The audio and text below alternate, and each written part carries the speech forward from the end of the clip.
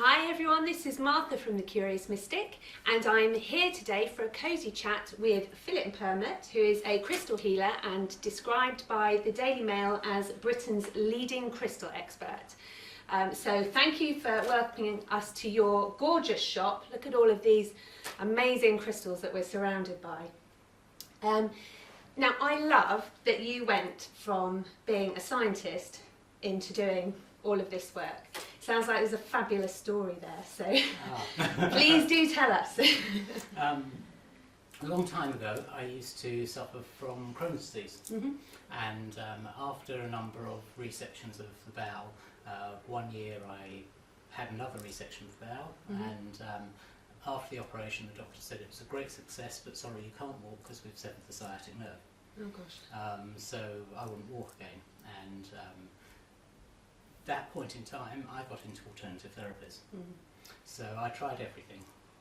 Everything you've ever heard of, a load of things you haven't heard of, weird stuff, sensible stuff, and in the middle of it all was crystals. But because of my background as a scientist, crystals are these solid physical things that you can hold and touch and feel and do things with, rather than the energy work, pure energy work. Yeah. Which it works, I've no doubt about that, but you just can't hold it and touch it and feel it. Yeah.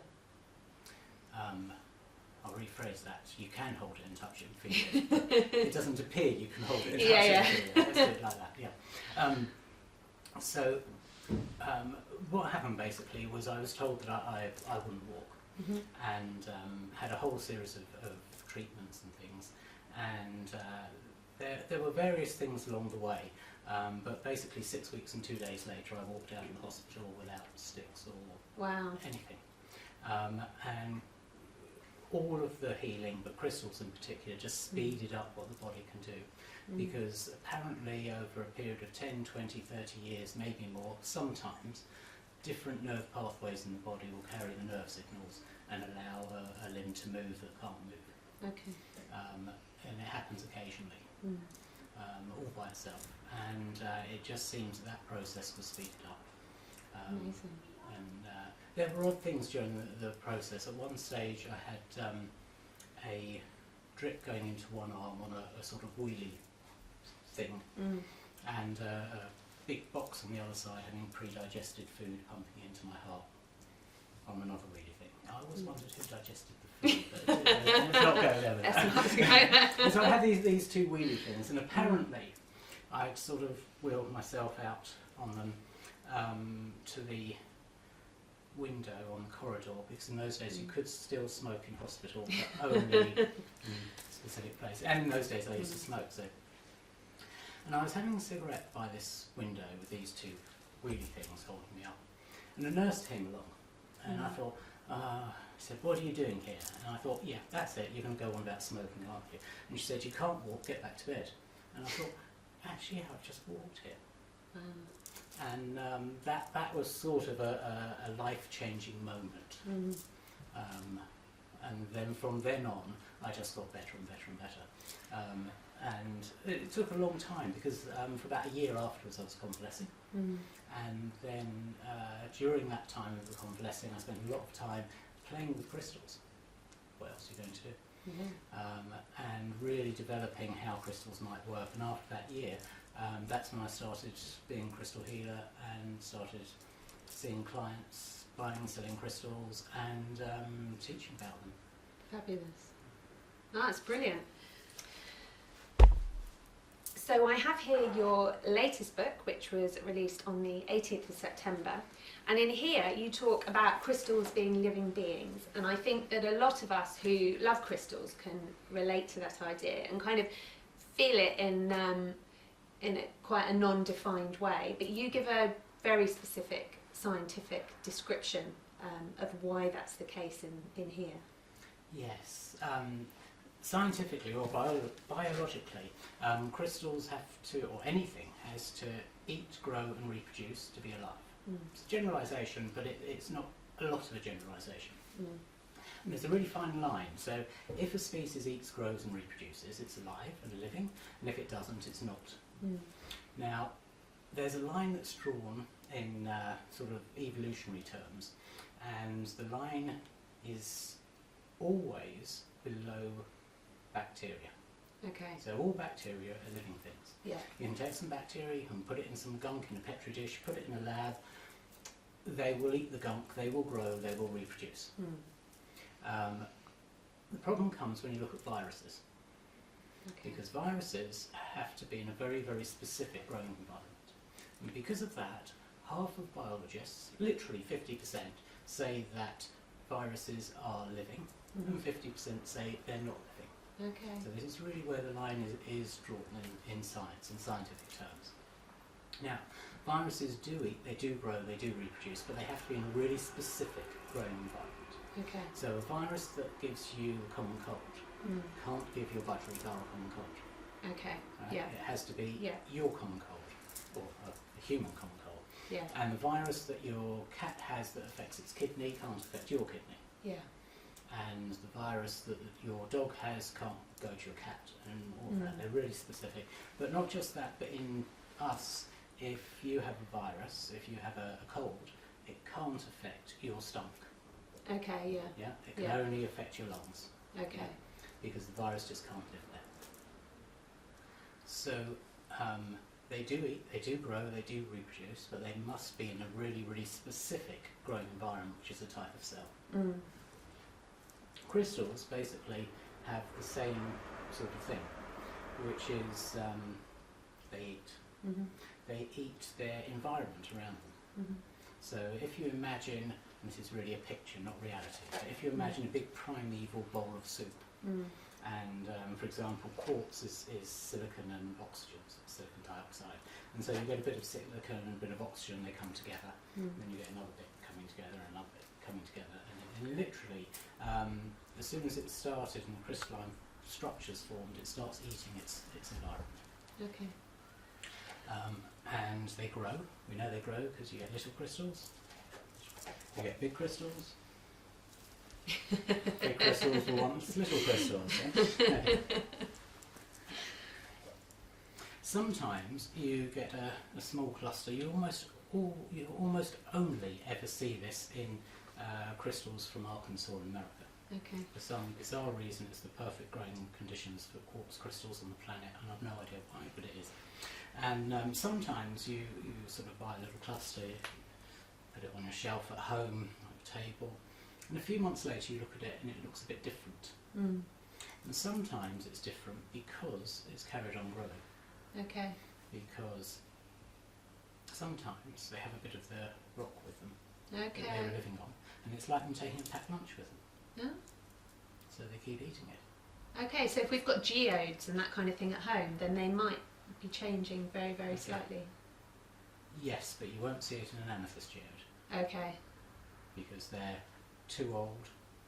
Tiny, tiny, tiny, tiny changes. So it's still happening, but it's not, you're not seeing it in our lifetime. Yeah, okay. Whereas these specific crystals can grow really, really quickly. Okay. And they're actually more farmed than mined. Right. So they tend to clear an area of them, and then it's sort of over a few years, and then they leave that area fallow to regrow, because they actually grow really, really quickly. Wow. And I believe it's the only place in the world that this happens, because it really is perfect growing conditions in some places on Mount Ida, basically, in Arkansas. So these amazing crystals, they can still grow at a rate that we can see them. You're not seeing them grow, they're not going to be this big, because your living room is not the perfect growing environment for quartz crystals. Yeah. But it's enough for you to look at them a few months down the line and think it looks different because it's catching light differently, and it is because it's grown fractionally. Okay. So they do eat, they do grow. And crystals reproduce in two ways. You could take a quartz crystal, you can smash it into a million pieces, don't worry, we're not going to do that, and you can scatter it all over the place. And any one of those million pieces that ever gets into the perfect growing environment for quartz crystals will act as a seed, and it will grow another crystal.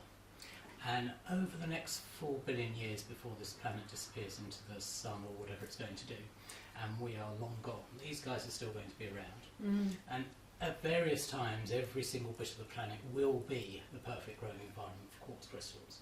And whatever you do with this guy, at some point in the next 4 billion years, he will, if you smash them up, turn into 1 million crystals. Wow. So if ever we get little crumbly bits off our crystals, we should scatter them in the garden. Absolutely, yes. Plant some new Put ones. them back in the ground. Put them back in the ground, definitely. Cool. Yeah. Because quartz, you can find it just about everywhere on the planet, but it doesn't grow everywhere on the planet. Okay. So it has grown in the last 4 billion years, everywhere, at different times. And it will do again. Okay. So you can't destroy it, you can only change it. The other way, sometimes crystal gets separated from its friends. And when it does, sometimes, it starts to just suddenly have babies on the bottom end, which you can see on there. I don't know if you want to have a look at that. But that's the bit that was growing. There's the babies on there. Yeah.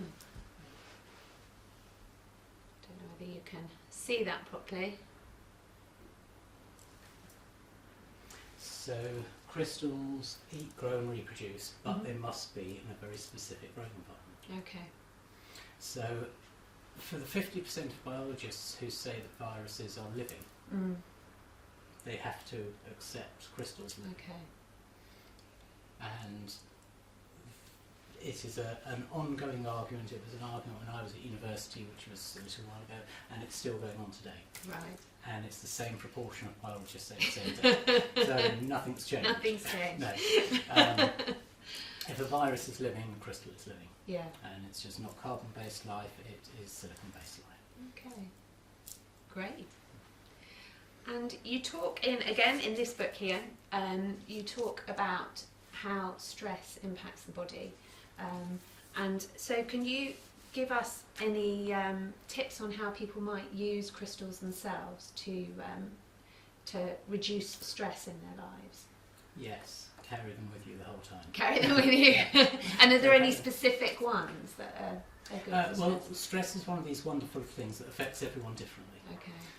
So there's calcite is a very calming crystal generally. Yeah. So any type of calcite, we should have a piece here, shouldn't we? Now just a couple which are here. Green calcite, orange calcite. Green calcite's really wonderful. They've got a slightly different feel to everything else, and they feel slightly soapy. They're a bit rough, aren't they? Yeah, but soapy. They've got a soft, soapy feel to them. So they're really, really nice. And anyone, especially if you suffer from anxiety or panic attacks or anything like that, green calcite really is the go-to crystal. Just have a lump, put it in your bag, put it in your pocket, whatever. Keep it with you, and whenever you feel slightly wobbly, just grab hold of it, and it will really, really calm you down. Okay, brilliant. And is there we all kind of know about quartz and about amethyst and rose quartz, and there are kind of certain go-to crystals, aren't there, that just, everyone who's got any interest in crystals and healing and that kind of thing will know about. But is there a less known crystal that you feel really we should all be knowing about and using regularly? Funny you should say that. I've got two here. The first one is a variation on a well-known one, which is amethyst, but this is specifically chevron amethyst. Okay. So it's got the chevron banding on it that you can see quite clearly on the sides.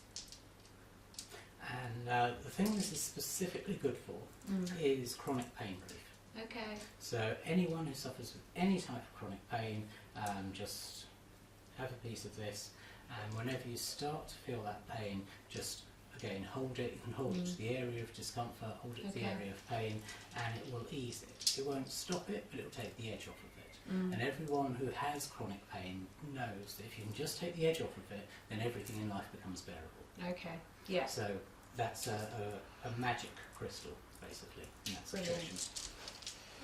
And the other one is actually a variety, a variation on copper. So, and it's two things. So it's copper, and it's the idea of a Merkaba as well, which is the shape. So, what have I got to? So the copper basically channels energy, and the Merkaba shape helps you channel and connect to spirit, God, whatever's you believe is up there, or in there, wherever it is. Anyway, it helps that connection work. Yeah. And it's like having a copper connector between the two. But the Merkaba is a really, really interesting shape because it's got these 8 points. And the 8 points are said to represent the 8 cells of a fetus. And at the point in time, the fetus is 8 cells old, so it's divided once to become 2 and twice to become 4. And the third division to make it 8 cells is the point in time they say that the soul enters the child. Okay. And it's also the point in time that the Hox genes kick in, where we get the 8 segments of the body, and everything has that from ants upwards evolutionary wise, including humans. So at that point in time it really is a massive shift between being a few cells and being a living being. Okay. The Merkaba is an amazing tool to work with in any crystal, but the copper is just like that switch to connect it as well. So I also have another of your books here, the book of crystal grids, and crystal grids allow you to combine different crystals with your intention to create a specific outcome. So is there a simple crystal grid that you could talk us through that people could have a go with at home? Yes.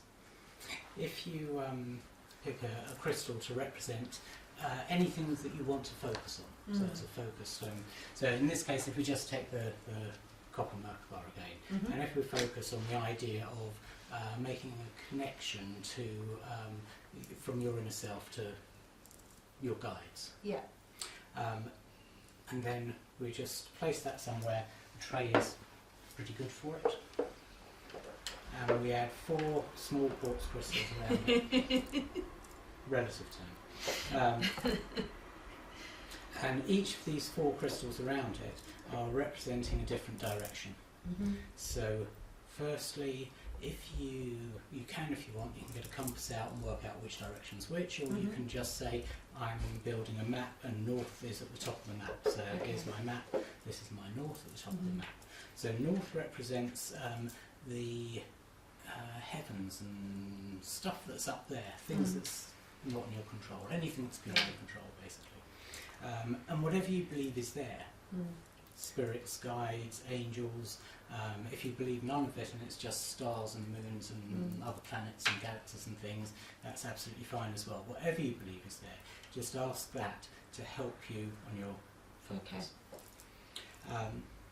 Next one goes in the west, and the west tends to represent the physical world, so most things to do with jobs, careers, finances and those sorts of things. And whatever you're doing, even if you think, oh, that's got nothing to do with my spiritual path that I'm trying to connect to, well, it does, because if that's not in place, then everything else becomes harder. Yes. And you've got loads of worries about things that you don't need. Yeah. So the idea is not to have any, you need to connect with that as well. Yeah. And again, whatever you believe is there, just ask it to look after you and help your focus.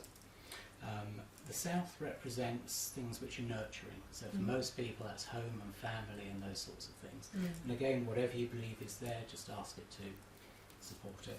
And the east represents the gateway to the spirit world. Okay. So again, whatever you believe is there in the spirit world that might help you, be that relatives that have passed on, or guides, whatever it is, just ask them to come and help you with your quest as well. Okay. Set that up, put it somewhere that it won't be disturbed. If it's likely to be disturbed, or if you've got smaller crystals, then you might want to put it underneath something. Some people use the sort of cake stand things with the cover on, or cheese things with the cover on, and you can put it under there. You can activate the grid with another quartz crystal as well, so if you take another small quartz crystal, and you literally just move this round clockwise around each one of the crystals. Around the centre crystal, actually start off in the centre, and then just come out to the next one, and just keep going around each crystal until you feel a change in the crystal, as if something's actually happened. And if you're not noticing it when you start, that doesn't matter, just do it sort of a couple of minutes on each crystal. Back to the centre, and then back out to the next one and round, and all the time going clockwise for this. And then back to the centre. And all the time just focus on that central idea, the thing that you're working with the grid for. When it's completed its task, you can take it down, cleanse the crystals, and then work them for anything else. Lovely. I'm going to have a go at that. Yeah. Thank you. If you would like to find Philip online, he's on Facebook, which is www.facebook.com/thecrystalhealer, and he has lots of books. These are the two that we've talked about today. As you can see all around, there are crystals everywhere, so you can buy crystals from him. And he also does crystal healing and lots of meditations as well. You've got meditation CDs as well, haven't you? As well as doing courses and all kinds of things. Lots of training goes on here. It's a whole hub, really, this place. So do look it up online. And I think the website is just the crystalhealer.co.uk. Yeah. So really nice and easy to find. So thank you for joining us. Please do go and look him up. If you'd like to see more of my interviews, my website is www.marthadunlop.com, and you can find me on Facebook and Twitter and Instagram and all over the place. So do go and have a look, and I would love to chat to you there. I do interact, so come and say hello. Take care. Goodbye.